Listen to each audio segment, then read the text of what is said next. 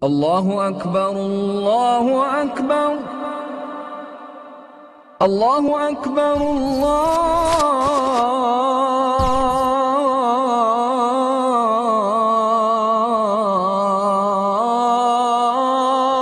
أكبر. Assalamualaikum warahmatullahi wabarakatuh. Alhamdulillahilladzi anzala ala abdihil kitaba wa lam yaj'al lahu 'iwaja qayyiman liyundhira ba'san shadidan min ladunhu wa yubashshiral mu'minina alladzina ya'maluna as-solihati anna lahum ajran hasana. Asyhadu an la ilaha illallah wa asyhadu anna Muhammadar Rasulullah. Allahumma shalli ala Muhammad wa ala ali Muhammad. Subhanaka la ilma lana illa ma 'allamtana innaka antal alimul hakim. Subhanaka la ilma lana illa ma 'allamtana innaka antal alimul hakim. Subhanaka la ilma lana illa ma 'allamtana innaka antal alimul hakim. Rabbi zidni ilma. Saya bacakan dulu muqaddimahnya dari buku beliau almarhum Lembaga Hidup sebagai pengantar materi.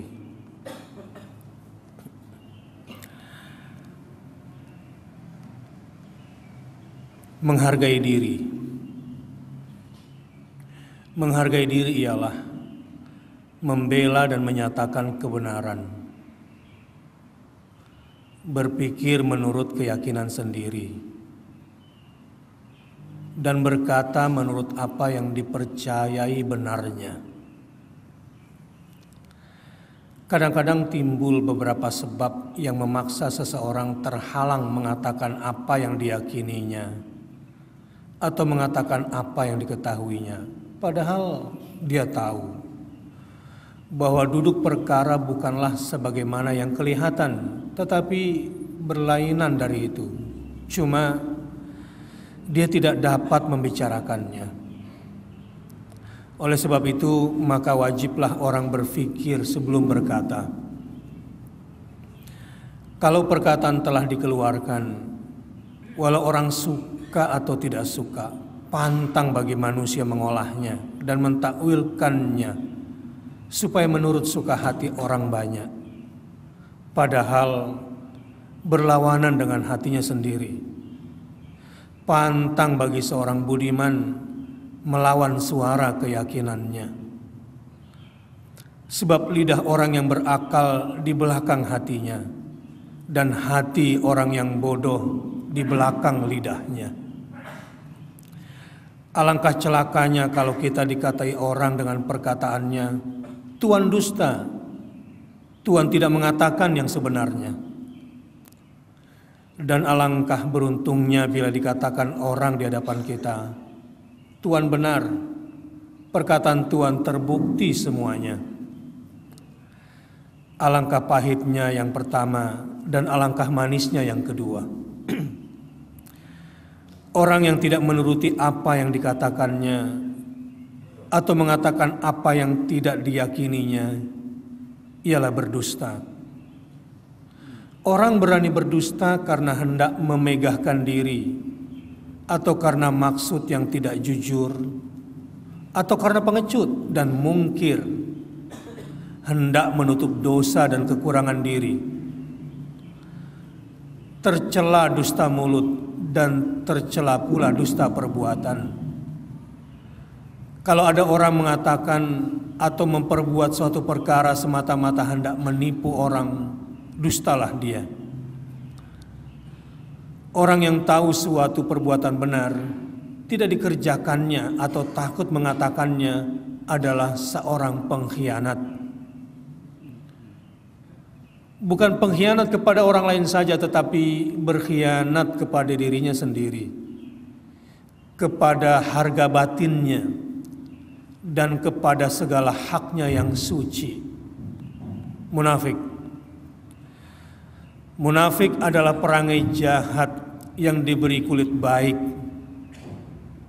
Munafik adalah perangai jahat yang diberi kulit baik. Siapakah orang munafik? Orang munafik itu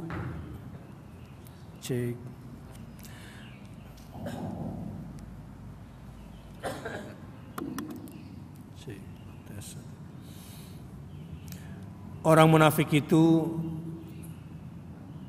lebih tahu sendiri, lebih tahu siapa dirinya, yaitu orang yang hendak menipu orang lain dan memperdayakannya. Musang yang meminjam bulu ayam yang sudah dibunuhnya, lalu dipakainya untuk menipu ayam lain.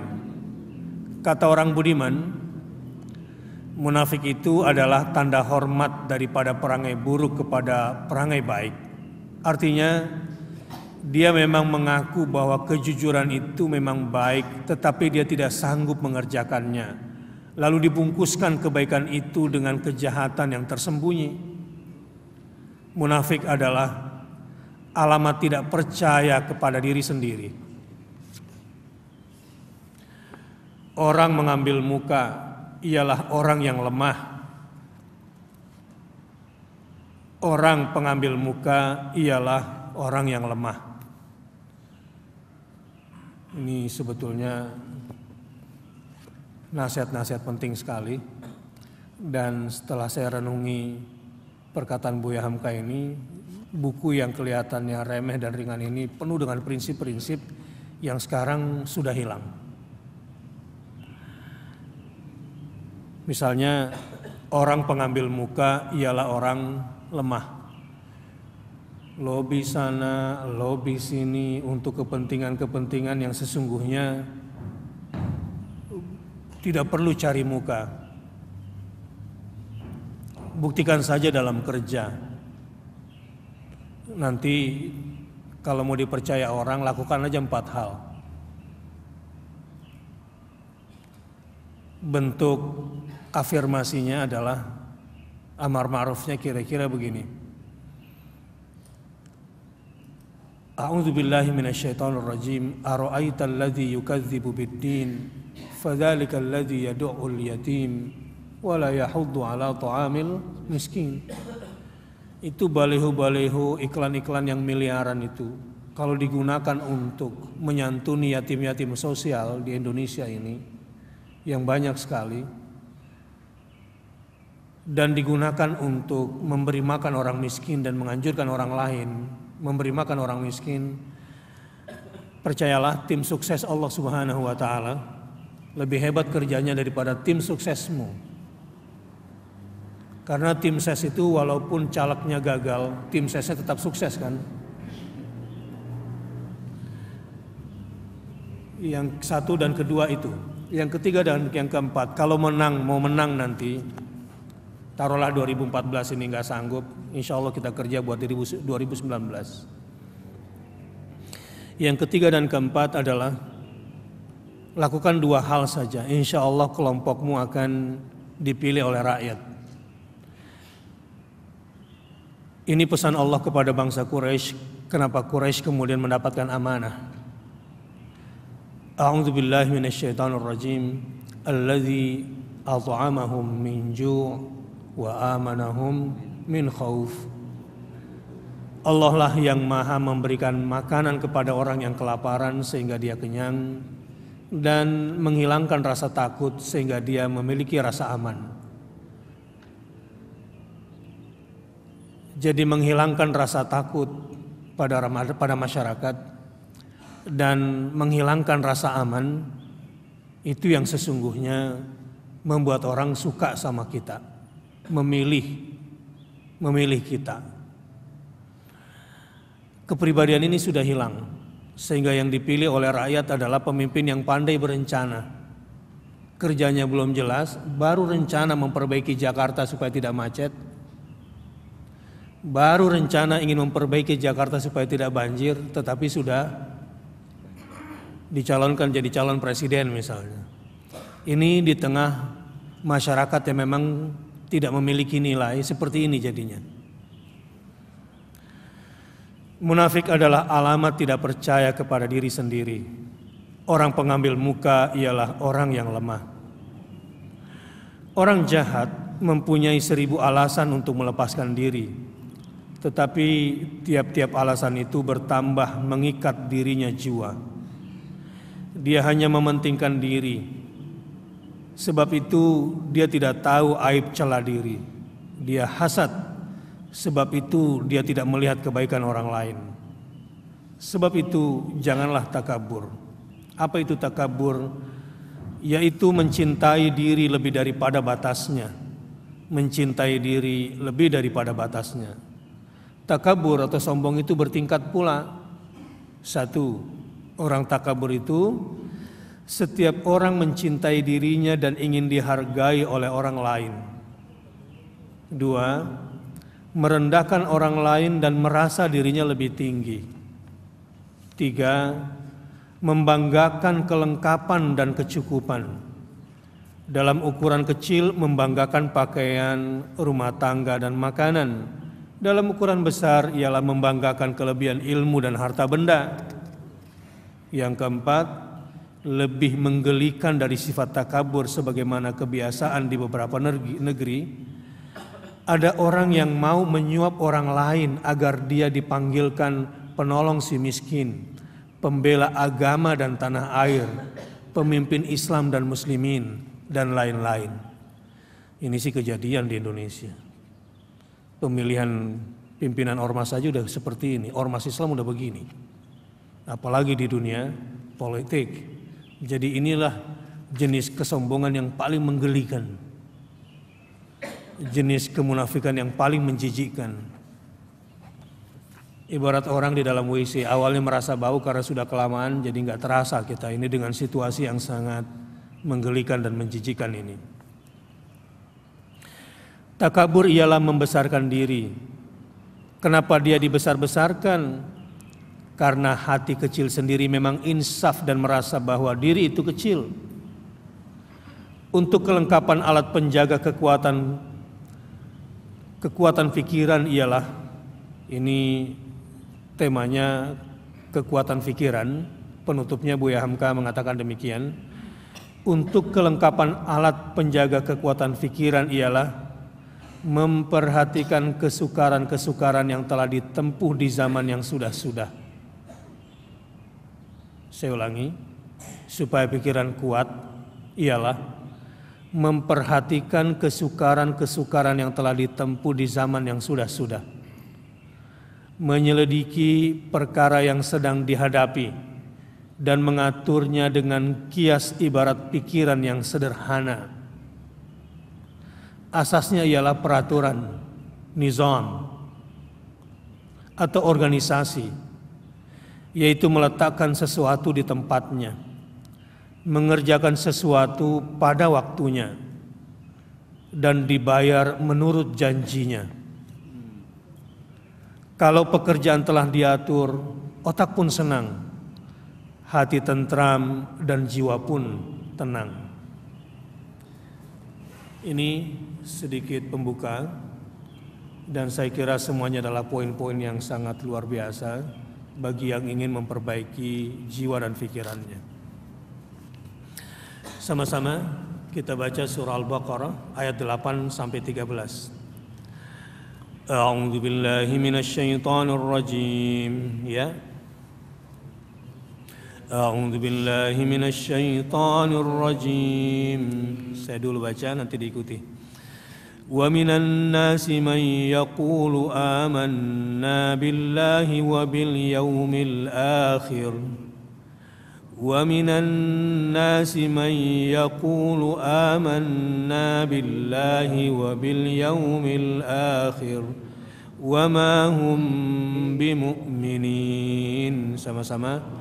وَمَا هُمْ بِمُؤْمِنِينَ. Atau langsung saja kalau hafal. Atau saya bacakan saja baru diulang. يخادعون الله والذين آمنوا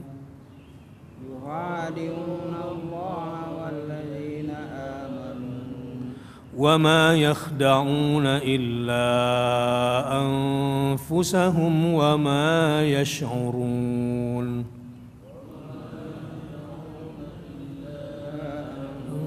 أنفسهم وما يشعرون في قلوبهم مرض فزادهم الله مرضا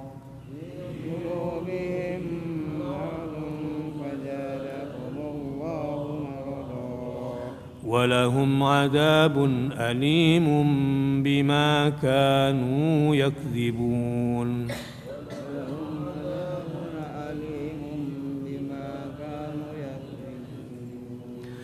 وإذا قيل لهم لا تفسدوا في الأرض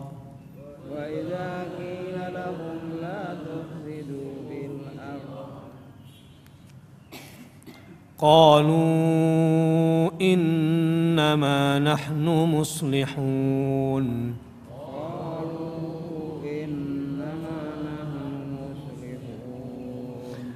ألا إنهم هم المفسدون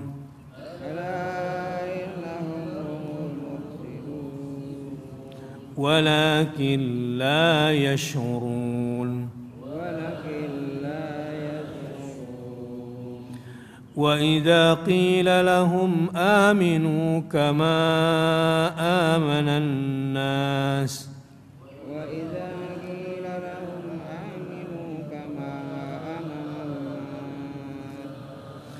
قالوا أنؤمن كما آمن السفهاء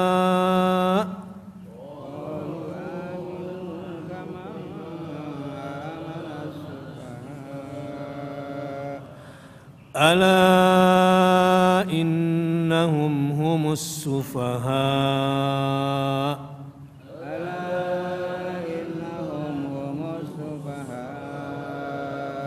ولكن لا يعلمون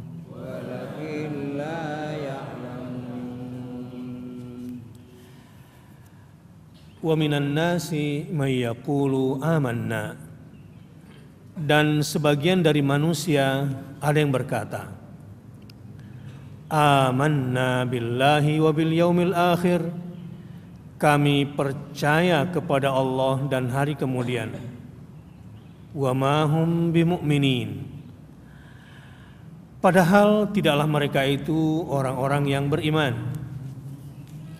Saya bacakan tafsirnya sekilas. Inilah macam manusia yang ketiga. Yang pertama, percaya hatinya, percaya mulutnya, dan percaya perbuatannya. Ini kelompok pertama, mukminun tegasnya. Tegasnya dibuktikan kepercayaan hatinya itu oleh perbuatannya.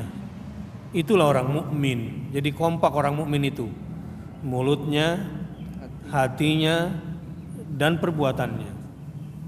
Yang kedua, tidak mau percaya. Hatinya tidak percaya, mulutnya menentang, dan perbuatannya melawan. Itulah orang yang disebut kafir. Tetapi yang ketiga ini menjadi golongan yang pecah di antara hatinya dengan mulutnya.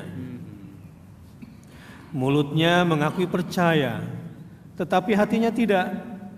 Dan pada perbuatannya lebih terbukti lagi bahwa pengakuan mulutnya tidak sesuai dengan apa yang tersimpan di hati. Coba jangan mereka-reka orang lain dulu, kita masuk kepada diri masing-masing saja. Khawatirnya apa? Yang jauh kelihatan, yang dekat tidak kelihatan. Apa pepatahnya? Pepatah Melayu dulu. Gajah di tengah lautan, di seberang lautan. Di seberang lautan tak tampak. Tak tampak. Tampak. Iya. Pasir di pelupuk mata nggak kelihatan. Baik. Jadi semut di seberang lautan tampak, gajah di pelupuk mata tidak tampak. Jadi ketika kita nanti mempelajari sifat munafik ini, saya pikir nggak usah berpikir tentang orang ketiga. Kalaupun nanti ada contoh, itu sekedar contoh, dan marilah kita masuk membersihkan diri kita sendiri. Beruntunglah orang yang sudah lakukan itu. Tuba liman syaghala nafsahu an aibihi. Beruntunglah orang-orang yang menyibukkan aib dirinya sendiri sehingga lupa pada kejelekan orang lain.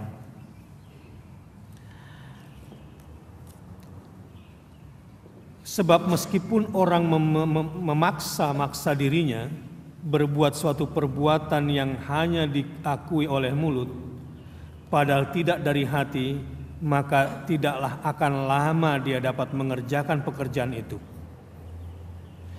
Laksana seorang menantu yang segan kepada mertuanya, lalu dia pun pergi sembahyang maghrib ke langgar yang terdekat.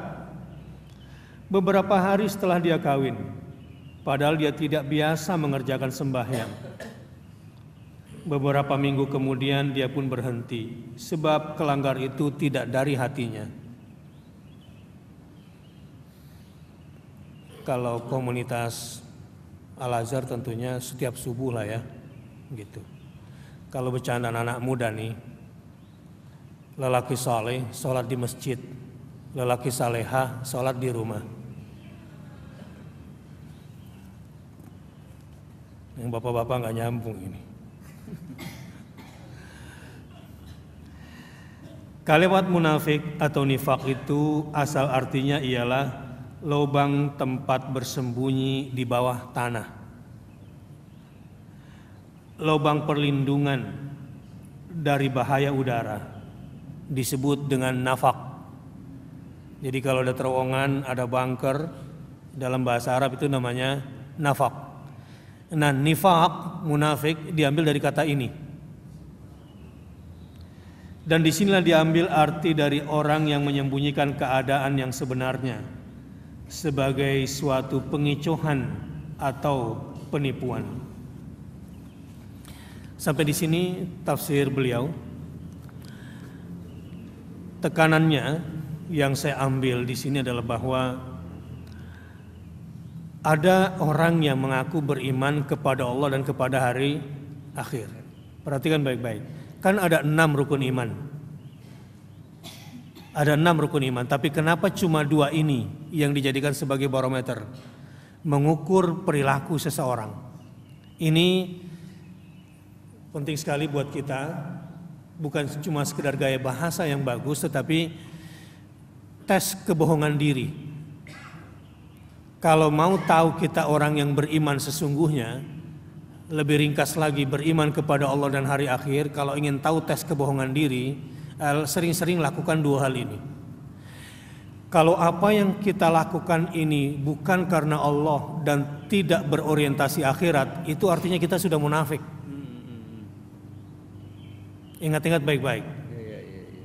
Nah, sekarang coba pikirkan, dari rumah mau ke kantor setiap hari. Dari rumah mau ke kantor setiap hari. Coba ingat-ingat, porsi lillah dan yaumil akhir lebih banyak atau lebih sedikit dibanding linafsi walid dunya? Kalau linafsi walid dunya lebih banyak daripada lillahi wal yaumil akhir, itu sudah munafik itu. Dan ini bahaya. Ada 2 jenis nifak. Ada nifak dini, nifak dalam agama, dan nifak amali, nifak dalam perbuatan.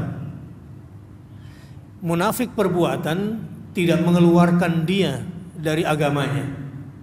Artinya, kalau satu hari kepentingan dunia kita, kepentingan diri sendiri kita lebih banyak daripada lillah wal yaumil akhir, ini namanya nifak amali.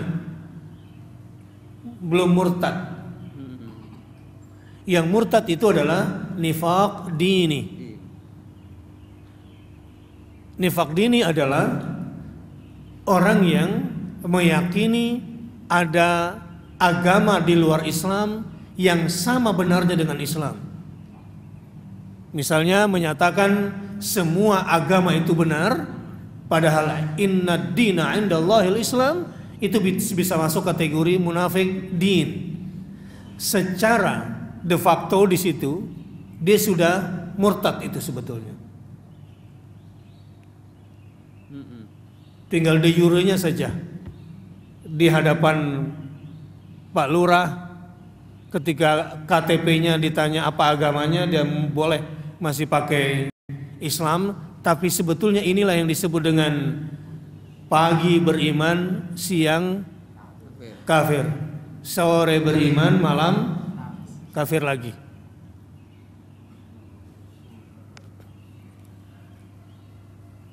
Ayat kedua, yukhadi'una Allaha walladzina amanu. Lihat sasaran sekarang, sasaran orang munafik dini. Sasaran orang munafik dini. Hendak mereka coba memperdayakan Allah dan orang-orang yang beriman. Saya ulangi, hendak mereka coba memperdayakan Allah dan orang-orang yang beriman. Yukhadi'una Allaha walladzina amanu. Jadi yang menjadi objek tipu daya si munafik ini adalah Allah dan orang beriman. Ini objeknya.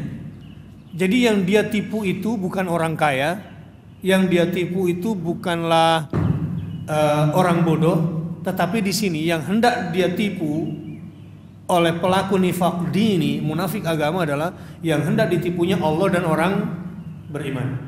Wahai orang beriman, hati-hati. Saat Anda mengaku beriman, pada saat itu banyak yang memusuhi Anda. Salah satunya yang paling penting dan susah didetek adalah munafik ini, nifaq dini ini. Hendak mereka coba memperdayakan Allah dan orang-orang yang beriman. Wa ma yakhda'una illa anfusahum.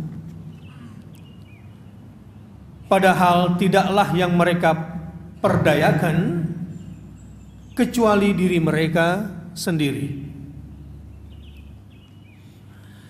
Di ayat ini ditegaskan bahwa ketika mereka hendak memperdayakan Allah mungkin berhasil. Tidak akan berhasil. Tetapi memperdayakan orang mukmin mungkin berhasil. Itu tafsirnya. Memperdayakan Allah tidak mungkin, tapi memperdayakan mukmin mungkin berhasil. Tetapi tidak lama kemudian orang mukmin itu akan mendapatkan pertolongan dari Allah Subhanahu wa taala, maka pada ujungnya nanti tidak ada yang mereka tipu kecuali diri mereka sendiri. Tapi ada yang menarik secara psikologis. Secara psikologis, wa ma yash'urun. Mereka tidak sadar dengan perbuatannya itu. Tidak sadarnya yang mana ketika hendak menipu Allah dan orang beriman, atau tidak sadar bahwa mereka telah menipu dirinya sendiri. Yang mana kira-kira? Yang kedua. Karena saat dia hendak menipu Allah dan hendak menipu orang beriman, dia sadar bahwa perbuatannya salah. Tapi ketika itu sudah terlanjur dilakukannya, dia tidak sadar bahwa yang ditipu adalah dirinya sendiri. Kita baca tafsir Buya Hamkanya. Hendak mereka coba memperdayakan Allah dan orang-orang beriman. Pangkal ayat 9. Dengan mulut yang manis, kecindan yang murah. Ini kecindan apa ini, Pak? Ada orang-orang masa lalu di sini. Kecindan itu apa ya? Ada orang Melayu.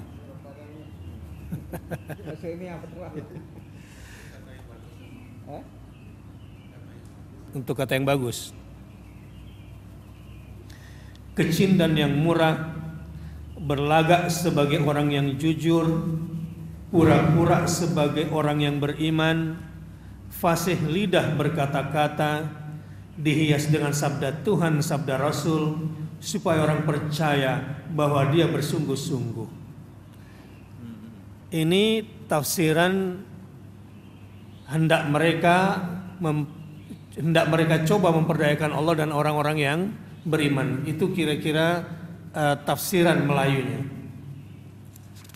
Saya ulangi ya. Dengan mulut yang manis, kecindan yang murah, berlagak sebagai orang yang jujur, pura-pura sebagai orang yang beriman, fasih lidah berkata-kata, dihias dengan sabda Tuhan, sabda Rasul, supaya orang percaya bahwa dia bersungguh-sungguh. Padahal yang mereka percayakan kecuali diri mereka sendiri dan tidaklah mereka rasakan. Menarik di sini, beliau ini saya salah baca tadi. Padahal tidaklah yang mereka perdayakan kecuali diri mereka sendiri. Saya baca tafsirnya. Sikap pura-pura itu sudah nyata tidak dapat memperdayakan Allah. Niscaya Tuhan Allah tidak dapat dikecoh maksudnya. Mungkin sesama manusia dapat tertipu sementara, tetapi akan berapalah lamanya? Tidaklah lama masanya mereka akan dapat melakukan berpura-pura itu. Akhirnya kedok yang menutup muka mereka itu akan terbuka juga. Mereka hendak memperdayakan Allah dan orang yang beriman, padahal dengan tidak mereka sadari mereka telah memperdayakan diri mereka sendiri. Ini kesimpulan tafsir pangkal ayat 9 dan ujung ayat 9. Selanjutnya Allah menjelaskan kenapa mereka melakukan itu. Apa dasarnya? Ini mix seperti ini sengaja ditakdirkan oleh Allah supaya enggak ngantuk gitu. Jadi gelombangnya supaya jelas. Baik. Fi qulubihim marad. Di dalam hati mereka ada penyakit. Menarik sekali, nanti di tafsir ini dijelaskan kronologi hatinya orang munafik, sehingga kita bisa menyelusuri jejak diri dan berhenti jadi orang munafik. Ini bahasa psikologisnya enak sekali, dan percayalah kalau cari psikolog atau psikiater yang bisa menyembuhkan orang dari penyakit munafik, kemana larinya kira-kira? Susah. Di ayat ini kita akan dapat syifa'un lima fis sudur. Di ayat ini kita akan mendapatkan syifa insyaallah dengan rahmat Allah Subhanahu wa taala. Saya tidak mengatakan kita munafik, tapi mungkin adalah benih-benih munafiknya. Gimana, sepakat? Sebab kalau nggak ngaku sakit ini susah diobatin. Baik, lebih baik kita bercermin. Fi qulubihim marad fazadahumullahu marada. Di dalam hati mereka ada penyakit, maka menambahlah Allah akan penyakit lain. Walahum adzabun alimun bima kanu yakdzibun. Dan untuk mereka adalah azab yang pedih dari sebab mereka telah berdusta. Sekarang coba kita lihat latar belakang berani-beraninya mereka hendak menipu Allah dan orang yang beriman. Kok bisa ya hati mereka tidak merasakan bahwa sesungguhnya mereka telah menipu dirinya sendiri? Kenapa bisa begitu? Jawabnya adalah fi qulubihim marad. Di dalam hati mereka ada penyakit. Kalau penyakit yang berkaitan dengan jantung atau tempatnya di jantung, apa aja biasanya penyakitnya? Macam-macam, dan pastinya yang parah-parah itu. Sekarang kita lihat penyakit apa yang ada. Pokok penyakit yang terutama di dalam hati mereka pada mulanya, saya mulai menjelaskan kronologi kemunafikan diri. Pada mulanya ialah karena pantang kelintasan. Pantang diduluin gitu loh. pantang dipotong. Saya ini lebih senior, kamu tuh junior misalnya. Pantang kelintasan, merasa diri lebih pintar. Kedudukan rasa terdesak, ini berkaitan dengan jabatan. Yang dilawan terasa lebih kuat, jadi kedudukan terdesak, tapi yang mau dilawan terasa lebih kuat. Inilah penyakit ingin tinggi sekepala. Penyakit ingin tinggi sekepala. Ini bahasa Melayunya, ini orang tua lebih paham ini. Kan biasanya ingin tinggi setinggi langit. Tapi ini ingin tinggi setinggi kepala. Maknanya adalah bahwa dia pengen tinggi tapi nggak tinggi-tinggi banget sebetulnya. Tetapi tidak mau mengaku terus terang. Ini pada awalnya penyakit munafik itu. Tidak mau terus terang. Ada aja alasannya. Coba istighfar dulu. Astagfirullahaladzim wa atubu ilaih. Setiap kita pasti pernah toh merasakan ini. Kalau perempuan ada lagi tambahannya. Nggak rela kalau ada orang lebih cakep dari dia. Untung nggak ada perempuan di sini. Apalagi kalau sampai tas sampingnya lebih mahal, lebih bagus dari dia.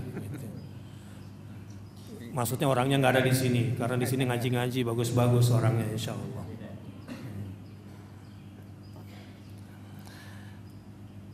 Akan nyata-nyata menolak, takut akan terpisah dari orang banyak. Jadi nggak berani menolak, takut terpisah dari orang banyak, dari pandangan orang lain. Bahasa alainya kira-kira ya gitu deh. Gitu.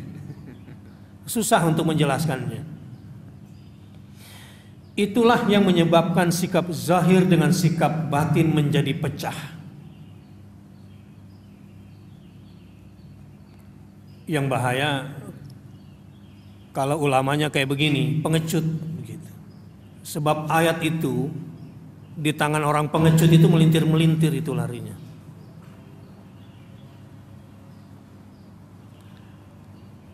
Itulah yang menyebabkan sikap zahir dengan sikap batin menjadi pecah. Akhirnya maka menambahlah Allah akan penyakitnya mereka itu. Fazadahumullahu maradhan. Nah, ini tingkatan selanjutnya. Artinya kalau kita tidak berhenti dari semua sifat-sifat tadi dan kita terus saja berjalan dengan kebohongan diri seperti itu, maka akan ada next level, penyakitnya Allah tambah. Jadi Allah yang menambahkan penyakit itu. Ngerti maksudnya kalau Allah yang tambahkan penyakitnya? Tidak ada rumah sakit yang bisa menyembuhkanmu. Tidak ada obat yang dosisnya bisa menyelesaikan penyakit ini kecuali Allah lagi. Sebab yang menambahkan penyakit ini jelas Allah ditegaskan di ayat ini. Fazadahumullahu maradhan. Siapa yang menambahkan? Allah. Seperti halnya narullah, api Allah.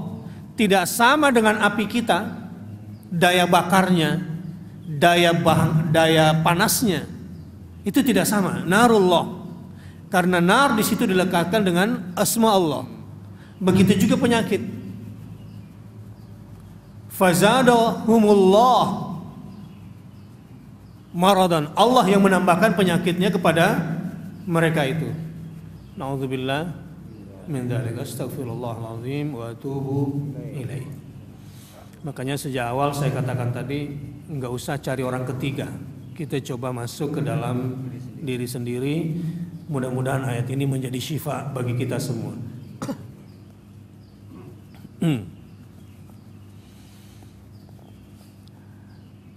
Penyakit dengki, penyakit hati busuk, penyakit penyalah terima, penyakit penyalah terima.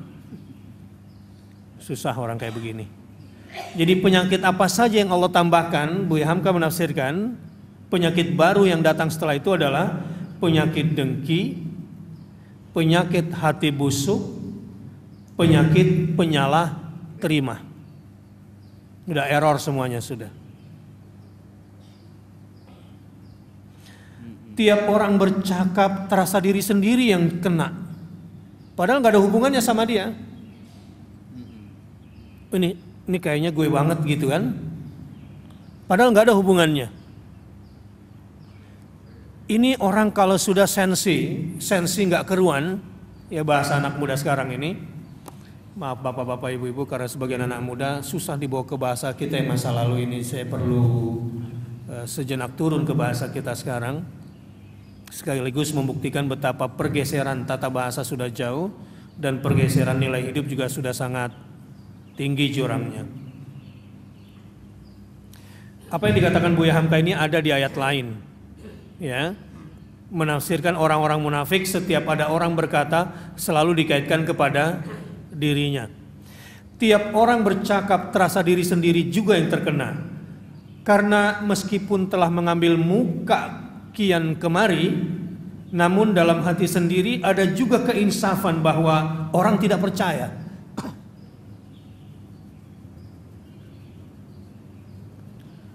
Jadi ketika dia press conference, sebetulnya orang tahu kalau dia nggak percaya. Kalau dia keluar dari KPK senyum-senyum seakan-akan bahagia, padahal dia tahu kalau orang juga nggak akan percaya dengan omongan dia. Itu bisa dibaca dari bahasa tubuhnya itu. Karena dia sendiri juga percaya, orang lain tidak percaya. Dan untuk mereka azab yang pedih, dan sebab mereka telah berdusta. Inilah kronologisnya. Jadi saya ulangi, yang pertama, kenapa kemunafikan itu datang? Awalnya adalah merasa lebih, tetapi tidak berani mengutarakan sebab takut ditinggalin orang banyak. Kalau kondisi seperti tiga kondisi tadi, yang pertama apa? Merasa lebih.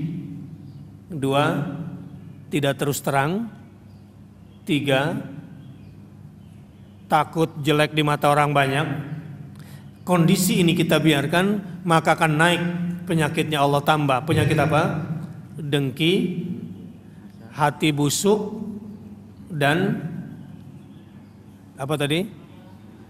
Penyalah terima. Selalu error menyikapi sesuatu. Kecelakaan apa yang lebih parah daripada ini dalam menjalani hidup? Azab yang paling pedih yang mereka rasai ialah lantaran dusta mereka sendiri. Tiap berkata jarang yang benar. Kaum munafik itu mengatakan percaya kepada Allah dan hari akhirat, bahwa Allah ada dan hari akhirat pasti terjadi adalah benar, tetapi karena sikap hidup selalu menyatakan bahwa mereka bukan orang yang beriman kepada Allah dan tidak ada bukti perbuatan yang menunjukkan bahwa kedua hal itu benar-benar keyakinannya, kian lama nampak jugalah dustanya. Orang pun akhirnya sama tahu, dan orang pun akhir-akhirnya dapat pula mengatur sikap menghadapi orang yang seperti ini. Mereka telah disiksa oleh dusta mereka sendiri. Apa saja yang mereka kerjakan menjadi serba salah. Kalau kita telusuri ini, kenapa orang seperti ini bisa serba salah secara kejiwaan? Begini, orang yang suka berbohong itu berat hidupnya. Kenapa? Dia harus selalu menghafalkan kata-katanya yang bohong kemarin. Kepada si A dia bilang merah, kepada si B dia bilang putih, kepada si C dia bilang biru.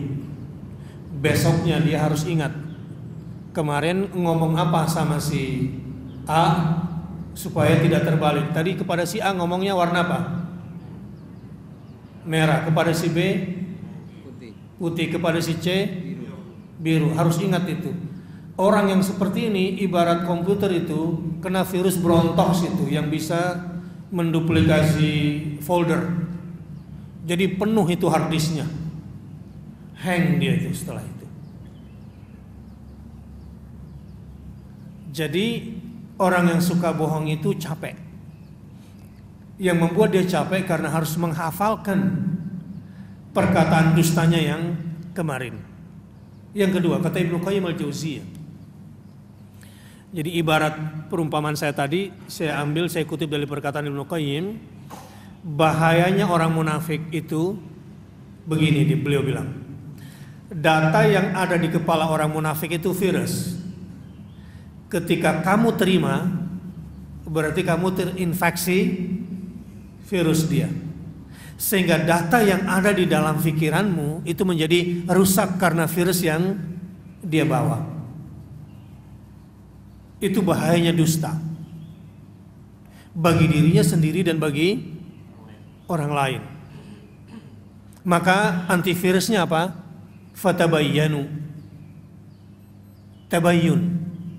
In ja'akum fasikun binaba'in fatabayyanu.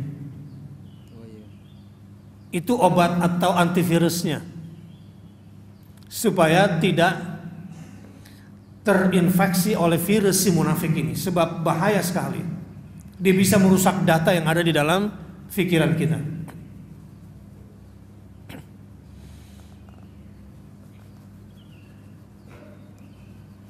Mereka sendiri pun sudah tahu bahwa orang tidak percaya lagi, sebab sudah lancung ke ujian. Duduk dalam majelis ramai, kalau orang berkata-kata, mereka menjadi salah terima saja. Sebab perkataan yang terhadap soal lain, mereka sangka menyindir mereka juga. Jiwa mereka menjadi kerdil. Pengajian nih, saya kan gak kenal semuanya. Tiba-tiba ada omongan yang sebetulnya gak ada urusannya sama dia. Lalu dia bilang, kok Ustadz tahu sih masalah gue gitu. Itu kan GR-nya dia aja. Dalam majelis ramai apa saja, dia merasa dirinya yang kepentung-pentung begitu. Tapi kalau misalnya ayat menyangkut dirinya, lalu dirinya kemudian mengoreksi, itu bagus. Itu namanya syifa. Lanjut. Beginilah digambarkan jiwa orang yang munafik di Madinah seketika Islam mulai berkembang di sana. Kaum munafik itu dua corak. Pertama, munafik dari kalangan orang Yahudi yang kian lama kian merasa bahwa mereka telah terdesak, padahal selama ini merekalah yang jadi tuan di Madinah. Karena kehidupan mereka lebih makmur dari penduduk Arab asli dan merasa lebih pintar, kian lama kian mereka rasakan bahwa kekuasaan Nabi Muhammad dan kebebasan Islam kian naik, dan mereka kian terdesak ke tepi. Mereka inilah yang mengatakan, kami percaya kepada Allah dan kepada hari akhir, tetapi sudah disengaja buat tidak menyebut bahwa mereka pun percaya kepada kerasulan Muhammad dan wahyu Al-Quran. Ini sisi lain Buya Hamka melihat ayat ini. Kenapa orang munafik Madinah itu mengaku beriman kepada Allah dan kepada hari akhir saja? Ini selain indikator Allah Subhanahu wa Ta'ala yang sudah menginspirasikan mereka berkata begitu, adalah karena ada maksud lain. Mereka hendak menyembunyikan untuk tidak mengatakan percaya kepada Muhammad dan percaya kepada Al-Quran, karena dua hal ini yang paling mereka benci. Jadi perkataan beriman kepada Allah dan hari akhir itu cuma alibi. Hanya alibi untuk tidak mengatakan beriman kepada Muhammad dan kepada Al-Quran. Ini sisi lain dari penafsiran ayat ini yang saya selama ini nggak bidik ke situ. Beliau melihat dari angle itu.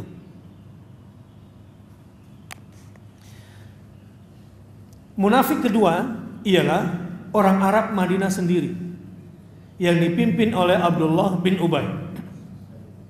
Sebelum Nabi datang, dialah yang dipandang sebagai pemuka masyarakat Arab Madinah yang sendiri dari persukuan Aus dan Khazraj.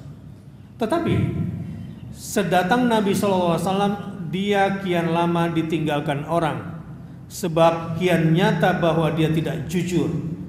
Kerjanya di mana duduk hanya mencemooh dan memperenteng kepribadian Nabi SAW. tetapi akan menentang berhadapan, tidak pula berani, karena takut dia akan disisihkan orang. Beginilah gambaran umum dari golongan orang munafik pada masa itu. Bulan lalu saya jelaskan begini, karakternya Abdullah bin Ubay bin Salul, bapak munafik sedunia ini. Ada suku Yahudi, ada dua suku Yahudi. Kalau bahasa Arab itu adalah qabilah, bahasa Yahudinya asbab, siftun, asbatan umaman. Ini istilahnya. Dua sibut atau sibtani minal Yahud fil Madinah adalah yang paling besar, misalnya Bani Qairul bukan. Jadi keserimpet bini. Quraidah dan Bani Nadir. Selain Qainuqa, ada dari kalangan Arab Aus dan Khazraj. Agar Arab tidak eksis di Madinah, suku Yahudi ini memperdayai suku Arab. Aus dan Khazraj dikendalikan oleh Nadir dan Quraidah. An-Nadir bikin pegang Aus, Quraidah pegang Khazraj. Lama-kelamaan kolaborasi ini lupa kalau awalnya cuma pura-pura gitu ya. Tapi lama-lama tanpa disadari mereka kemudian dekat, sehingga peranglah antara dua suku campuran ini. Dan sering kali terjadi peperangan, misalnya Arab yang bergabung dengan Quraidah, yakni suku Khazraj, si Yahudi Khazraj ditangkap oleh Arab yang kawannya Bani Nadir, yaitu suku Aus. Jadi persilangan nih terjadi. Saya ulangi, ada Arab, ada Yahudi, ada Arab, ada Yahudi. Kalau Yahudi lawan ditangkap oleh Arab dan Yahudi yang bergabung berbeda di sini, maka ditebus. Oh, ini saudara saya Yahudi, tebus, jangan. Ini hina sekali. Kenapa berperangnya tidak dihindari, menebusnya dikerjakan? Tetapi ini sudah merupakan model kemunafikan. Jadi kita ini kalau kita bicara politik sudah hampir nggak jelas antara hitam dengan putih. Kemunafikan itu luar biasa di kita. Begitu juga di hukum. Setingkat di bawahnya ekonomi. Tapi yang parah ini di politik dan hukum di kita ini. Lanjut. Ada satu orang yang namanya Abdullah. Karena dia selalu ambil sikap pertengahan. Jadi hati-hati dengan orang yang mengaku moderat. Lihat ceritanya. Hati-hati cari pemimpin moderat. Hati-hati. Sebab kemungkinan besar dia munafik. Ceritanya begini. Abdullah bin Ubay bin Salul ketika terjadi konfrontasi antara gabungan Yahudi Arab satu sama lain, dia selalu berada di tengah. Ke A dia bilang suka A, ke B dia bilang suka B. Sehingga ketika Arab sadar di Madinah sering diperdayai oleh Yahudi, maka Yahudi khawatir. Ini gawat nih, karena si Arab sudah sadar selama ini diperdayai. Yahudi sebelum Arab mengambil sikap, dia berpikirnya sudah selangkah lebih maju. Bagaimana caranya? Cepat dicarikan pemimpin buat si Arab, jangan sampai dia milih sendiri. Diketahuilah akhirnya dipanggillah si moderat ini. Si moderat kalau ketemu A bilang suka A, ketemu B bilang suka B, pasti kalau ketemu si C dia bilang suka C. Diambillah si Abdullah bin Ubay bin Salul ini menjadi pemuka di Arab yang akhirnya sebetulnya kolaborasi juga dengan Yahudi. Di Indonesia pernah kejadian nggak begini? Takut saya untuk menyebutnya. Sebab pengikutnya banyak di Indonesia. Ya, tidak A, tidak B. Ya udahlah, yang penting jangan si A dan jangan si B, muncullah kuda hitam. Ini terjadi di Arab itu. Dan ini yang saya sebut hati-hati memilih orang yang disebut moderat, yang nggak punya benang merah dalam hidupnya, karena kemungkinan besar dia orang munafik. Sedikit kita coba lanjutkan. Ada beberapa karakter orang munafik di sini disebutkan. Secara ringkas saya ingin terjemahkan saja supaya nanti diskusi bisa lebih panjang. Sekarang bentuk-bentuk perbuatan orang munafik dini dalam bentuk yang nyata Allah bocorkan di sini supaya kita tidak tertipu. Apalagi musim kampanye belakangan ini, tiba-tiba kok menjadi penolong rakyat. Mendadak, ini kalau ada mendadak dangdut gitu ya, ini mendadak pahlawan bagi rakyat. Kaya, selama ini kaya, hebat mimpin korporasi, tapi gak pernah mikirin rakyat. Dia cuma mikirin grup bisnisnya dia sendiri. Kok lu pilih gitu? Memang irasional masyarakat ini. Yang baru rencana perbaiki Jakarta, perbaiki rencana banjir, perbaiki macet, baru rencana. Sudah calon presiden paling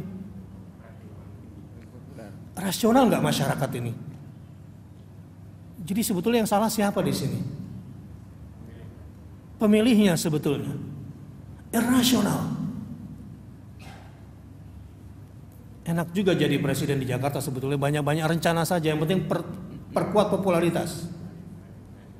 Ini ciri-ciri masyarakat yang memang susah saya menyebutnya, tidak punya dasar pijakan nilai yang kokoh. Makanya ya mudah-mudahan dengan belajar sedikit-sedikit kita coba perkuat, mempelajari tafsir-tafsir seperti ini, karena memang mulainya dari ilmu. Saudara-saudara, ini sudah agama materialisme. Coba lihat, kenapa terjadi prostitusi? Ekonomi. Kenapa terjadi tawuran? Ekonomi. Kenapa ada apalagi misalnya narkoba? Ekonomi. Kok ekonomi mulu? Lihat Rasulullah SAW ketika melihat gejala sosial peradaban yang runtuh, mulainya dari mana? Ekonomi. Tidak. Iqra. Ilmu. Dari situ kita membangun masyarakat. Nggak apa-apa nggak kelihatan keren karena nggak ada ekonomi, biar dulu. Nggak apa-apa dicemooh. Lu ngomong-ngomong agama tuh masyarakat tuh lapar. Iya saya tahu, tapi bukan dari situ mulainya.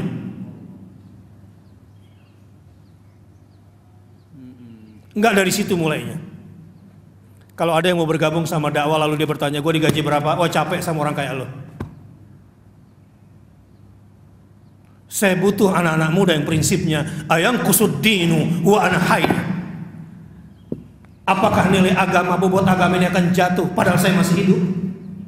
Dibutuhkan pemuda-pemuda seperti itu untuk bangkitkan Indonesia. Ada pemuda yang seperti itu? Ada yang punya resolusi seperti itu hidupnya? Ayang kusuddinu wa ana hayy.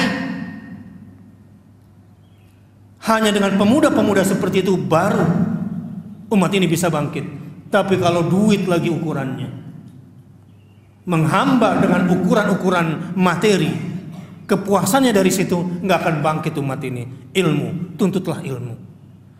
Apa yang sedang kita pelajari, terus terang sampai jam 12 malam saya menikmati membaca ini. Jadi kalau saya kemudian mendapatkan tulisan antara beberapa buku Buya Hamka yang saya buka, kemudian cocok, ini juga qadarullah. Saya nggak bisa baca semuanya, tetapi ketika membuka halaman ini, kok tiba-tiba membuka halaman ini jadi pas gitu. Allah percepat. Banyak hal dalam hidup seperti itu. Akan ada percepatan. Yang penting mulainya dari ilmu. Apa saja bentuk-bentuk nyata munafik dini? Wa idza qila lahum la tufsidu fil ard qalu innama nahnu muslihun. Yang pertama, lihat nih perilaku mereka. Dan apabila dikatakan kepada mereka janganlah kamu berbuat kerusakan di bumi, mereka jawab tidak lain kerja kami hanyalah berbuat perbaikan. Jadi terbalik. Jelas-jelas yang mereka lakukan adalah kerusakan, tapi mereka merasa sedang melakukan perbaikan. Contoh, semalam saya lihat di TV. Dia bangga karena sudah menjadi perempuan yang ikut menetapkan 30% anggota dewan harus perempuan. Bangga sekali. Dan dia merasa sudah memajukan perempuan. Saudara-saudara, saya tidak ingin merendahkan perempuan kalau saya berkata begini. Negara-negara yang kebanyakan politician dan terlibat di ruang publik itu tinggi, itu Afrika. Israel di bawah 10%, Amerika di bawah 20%. Jadi wajar kalau Pak Sutioso di Semarang bilang begini, ketika ditanya kenapa Bapak memilih calon anggota legislatif Bapak seorang perempuan cover girl majalah Dewasa. Jawabannya katanya sebab nggak ada perempuan yang siap kecuali dia.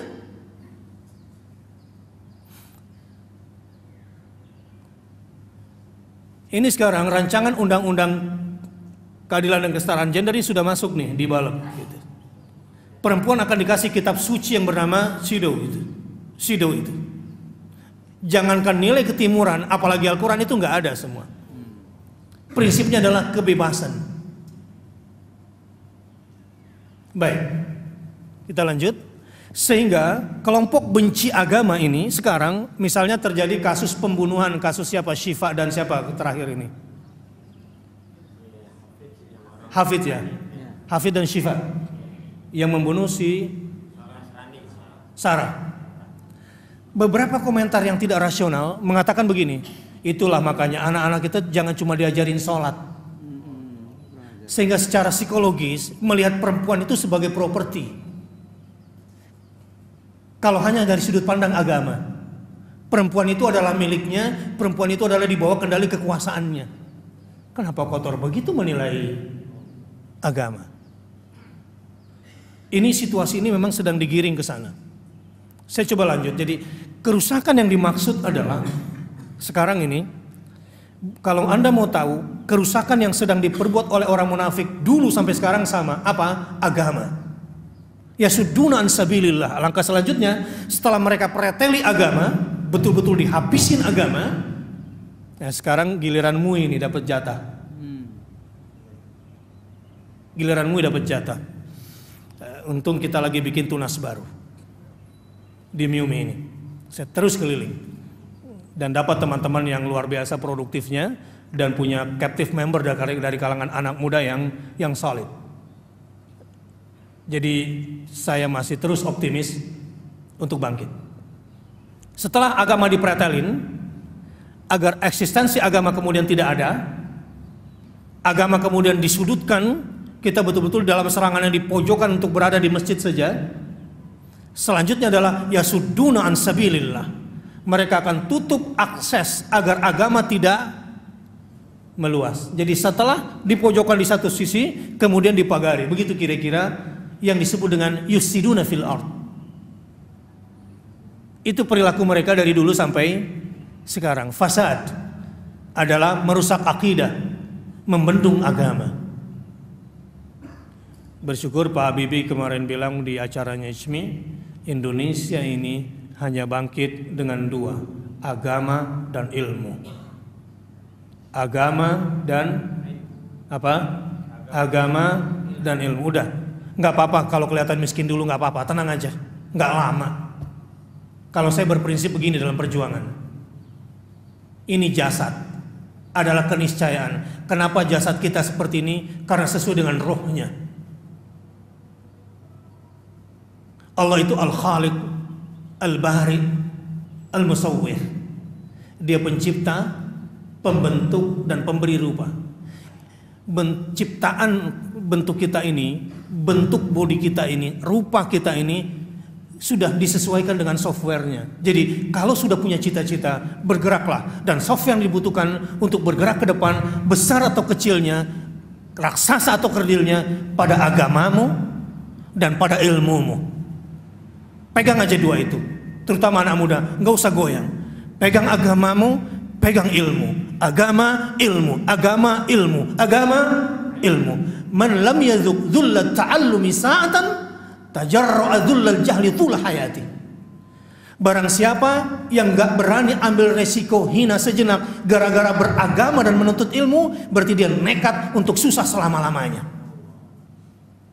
Tidak apa-apa, itu resiko orang mengabdi di dunia ilmu itu. Siap? Agama dan ilmu, ini modal. Peradaban bangkit dengan dua, apa? Agama dan insya Allah setelah itu kerja ekonomi.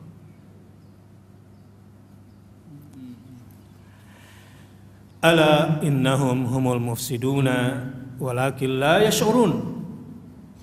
Enggak usah terkecoh dengan semua argumentasi mereka, karena ayat 12 selanjutnya menegaskan, ala sesungguhnya ketahuilah, innahum bahwa mereka sesungguhnya humul mufsidun, merekalah perusak, walakin la yash'urun, akan tetapi mereka tidak sadar. Jadi ini menunjukkan bahwa kita ini berhadapan dengan orang yang nggak sadar bahwa dia sudah melakukan kerusakan.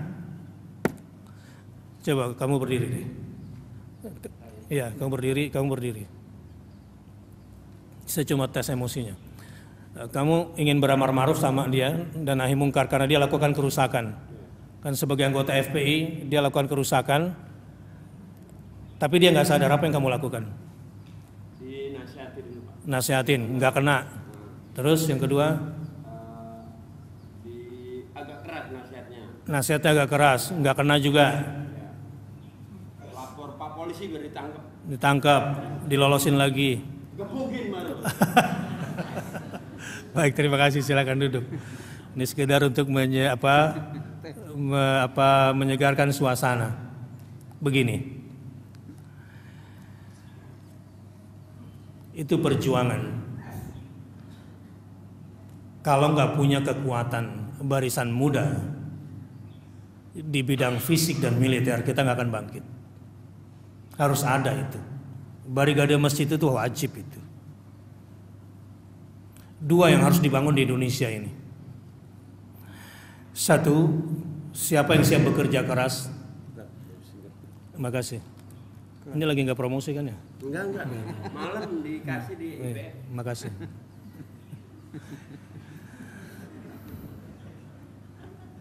Steril kan ya? Halal. Pertama, harus ada halaqat tahfidzil Quran di masjid-masjid. Ini butuh manajemen khusus. Harus ada itu. Ini yang akan bikin cepat bangkit. Halaqah tahfidzul Quran di masjid-masjid. Dan yang kedua, pada saat yang sama latih itu fisik anak-anak itu.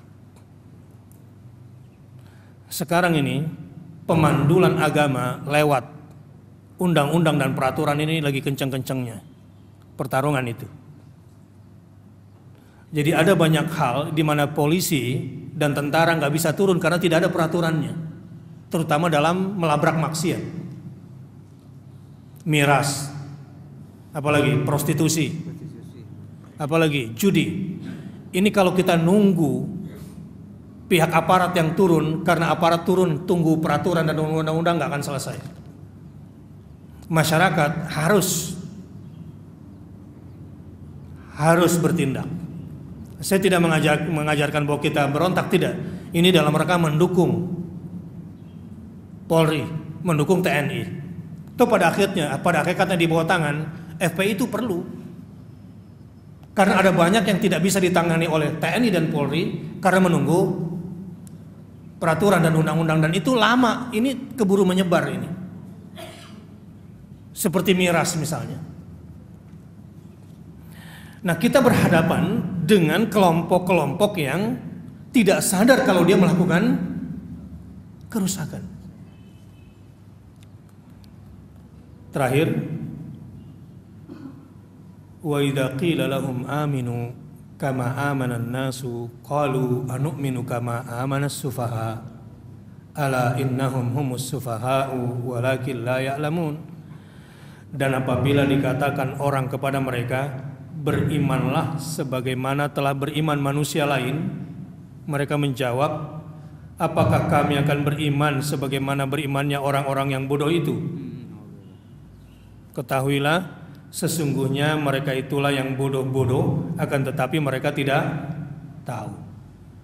Jadi yang kedua, indikator orang lagi munafik agama itu, kalau diajak kepada mereka tes keduanya, ini munafik agama apa bukan? Yuk kembali ke agama. Mereka mengatakan, buat apa beragama? Itu loh, seperti orang-orang cerdas itu beragama. Itu orang bodoh itu. Kurang ajar. Jadi terbalik, bagi mereka beragama itu bodoh, orang yang concern dengan agama itu bodoh, dan itu sudah keluar analisisnya. Semakin religius seseorang, dalam penelitian di sebuah penelitian di Amerika katanya, ya Prof ya, semakin beragama seseorang maka semakin bodoh. Itu penelitian lapangan mereka. Jadi semakin religius seseorang katanya semakin bodoh. Saya tidak tahu apa indikatornya, tetapi barangkali memang ada benarnya. Karena orang-orang yang sudah religius itu seleranya beda. Katakanlah misalnya dulu orang kan masih kagum pada rich dad poor dad. Iya.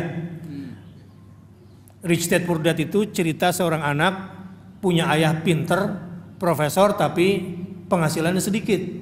Sementara teman bapaknya yang orang biasa saja, mungkin DO dari kampusnya tapi kaya raya. Jadi rich dad, poor dad. Dia, si Robert T. Kiyosaki ini, karena pada akhirnya saya kasih tahu Kiyosakinya, menjadi konsultan di perusahaan-perusahaan besar di dunia. Nah dia sendiri sekarang bangkrut, nggak bisa bayar utangnya sendiri. Jadi ilmunya kemudian terbalik. Nah, dalam pandangan mereka, orang yang beragama dan beriman itu bodoh. Tapi nggak usah khawatir, fala yastakhifannakal ladzina la yuqinun. Jangan mau keyakinanmu diremehkan atau mau rendah bersama dengan orang-orang yang tidak yakin. Bu Risma dan Ahok di mana bedanya? Soal penyelesaian kasus prostitusi. Kenapa Ahok bilang Muhammadiyah munafik? Ini saya sebut nama karena ada kaitan sama ayat. Karena sudut pandang dia, kalau Muhammadiyah menolak lokalisasi prostitusi, itu berarti munafik, karena dalam otak dia penuhi otak, penuhi perut, dan penuhi dompet. Enggak ada yang namanya iman kepada Allah dan hari akhir. Kenapa Ibu Risma di Surabaya bisa bekerja seperti itu? Ya, lihat aja obrolannya. Saya bertanggung jawab pada Allah dan saya akan berhadapan dengan Allah di akhirat. Maka kinerjanya enggak perlu macam-macam munafik-munafik pakai bayar media. Kelihatan kok dari bahasa tubuhnya, orang nangis seperti itu nggak bisa dibuat-buat, emak-emak seperti itu. Nah, untuk itu kita yang harus bekerja. Jadi kalau saya berbicara tentang tafsir Al-Azhar ini sebetulnya, Ustadz, kenapa Ustadz menggebu-gebu? Kan bukan tafsir Ibnu Katsir. Kenapa bukan tafsir Ibnu Katsir? Bukan tafsir Adwa'ul Bayan, tafsir ini saya suka semua itu udah saya baca. Tetapi di sini ada semangat keindonesiaan. Ada membangun bangsa. Di sini ada ruh yang harus kita hidupkan. Dan itulah ciri-ciri yang kedua, orang-orang nifaq dini. Selanjutnya seperti apa Anda bisa baca sendiri sampai ayat 20, tapi bulan depan mudah-mudahan bisa kita lanjutkan. Hadanallahu wa iyyakum ajmain. Untuk menjaga penyakit hati khususnya dalam bab munafik pada hari ini, ada tulisan bagus dari beliau di Lembaga Hidup halaman 52. Hak perasaan yang paling terpenting ialah menghormati diri sendiri, tahu akan harganya. Jadi tahu akan harganya, sederhana dalam makan dan minum, memelihara tubuh kasar dan halus, dan menjaga pokok-pokok ketinggian budi, yaitu perhatikan segala perkara dengan seksama, berani karena benar, takut karena salah, kuat kemauan, dan sederhana. Sederhana yang paling penting ialah terhadap harta benda. hendaklah diingat benar-benar bahwasanya harta benda dicari untuk digunakan mencapai satu maksud. Jangan bakhil. Karena kalau bakhil, alamat bahwasanya harta yang memerintah diri. Bukan diri lagi yang memerintah harta.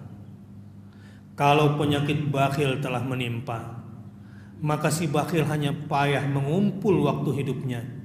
Setelah matinya, orang lainlah yang mengambil hasilnya.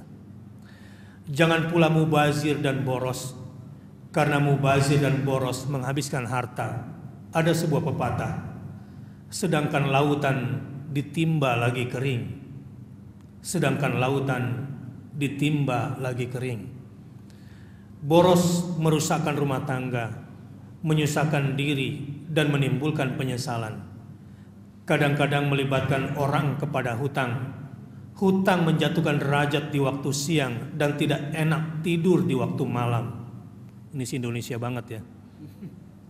Hendaklah sederhana, tidak bakhil dan tidak boros. Ditahan harta itu sekeras-kerasnya terhadap yang tidak berfaedah. Ditimbang seketika akan dikeluarkan dan lekas-lekas dibelanjakan kepada yang memang perlu. Saya kira ini sudah membantu menjelaskan secara akhlak, walaupun secara hati kita sudah bacakan di awal tadi nasihat-nasihat Buya Hamka agar kita menjadi orang yang tawadhu dan tidak sombong, kemudian orang yang senantiasa ikhlas dan karena tidak iri pada orang lain. Jadi ada 3 kata kunci penting. 1, dengki. 2, sombong. Dan yang ketiga, sederhana. Ini barangkali untuk obat kita sekarang. Bagaimana obat dengki? Ikhlaslah terhadap pilihan Allah terhadapmu. Melawan penyakit dengki ini adalah ikhlas terhadap pilihan Allah untukmu itu. Enggak usah melirik yang lain. Yang kedua, mengobati penyakit sombong adalah menyadari tentang kekecilan diri, kehinaan diri, dan ketidakmampuan diri di hadapan Allah Subhanahu wa taala. Dan yang ketiga, sikap sederhana. Sikap sederhana terutama dalam berkonsumsi dan dalam memiliki harta. Tetapi untuk berbuat baik jangan ditunda-tunda. Langsung saja cash begitu. Jangan lama-lama, sebab keluar dari sini udah niat baik nih, itu setan depan pintu masjid itu sudah nunggu besar-besar diganggu kamu.